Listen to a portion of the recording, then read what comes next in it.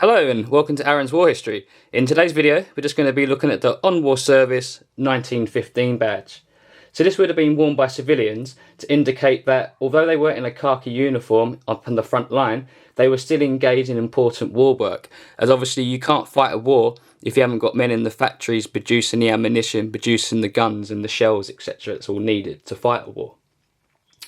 So the need for these badges was out of a necessity.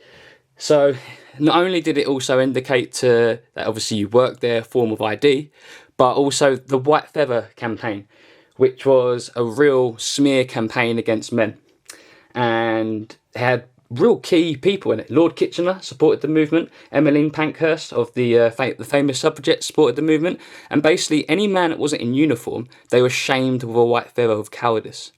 So it didn't matter if you were working in the factories, just because you had no badge, no uniform, you were shamed. So these badges, secondly, also helped as a bit of security to avoid that happening. I'm going to be doing a documentary on the White Feather campaign movement in the next few weeks. I've started filming it, so stay tuned for that. That's going to be pretty interesting. So official badges like these, with the coat of arms, and then obviously with the On War Service, would prove that the wearer was contributing to the war effort just in a different way. So it helped to alleviate the White Feather campaign coming towards you, although that was still very high risk. They were targeting anyone. They were still targeting soldiers. If you were injured, for example, coming back on the trains, just because they were in suits, for example, they were targeting them. There's stories of the women getting hit. It's a really interesting thing, this White Feather movement. But anyway, I digress.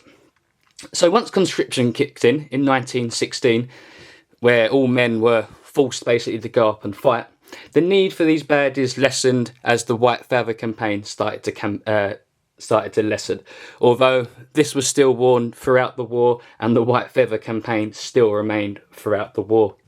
So it would have been issued to the wearer by the Ministry of Munitions with their serial ID number on here.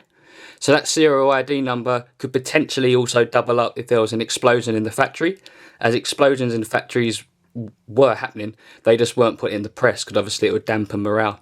So that would act as a secondary source of ID should it be you sadly be blown up or whatnot. You'd also have a token as well, which is a form of ID, which also had your ID numbers in it and stuff like that. Like I said, there was many versions of these badges, and we're going to cover through them through the next few weeks. This is the later one in 1915. The earlier one had enamel, but once they realised the scale of requirements, how much these were needed, they just lessened it down with the enamel and just stuck to brass. So, like I said, they're all ID'd, and during the war, you would have been able to ID that person, obviously.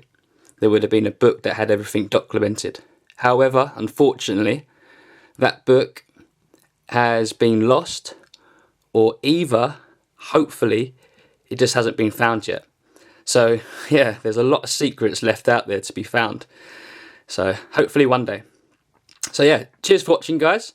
Just a nice interesting video on the civilian side of the war. So yeah, if you enjoy what you're watching, I do apologise as well. It's going in and out of view. I do apologise about that. But however, if you enjoy the information and you learnt something, hit that subscribe, hit that share and hit that like. Cheers, guys. See you in the next one. Bye-bye. Bye.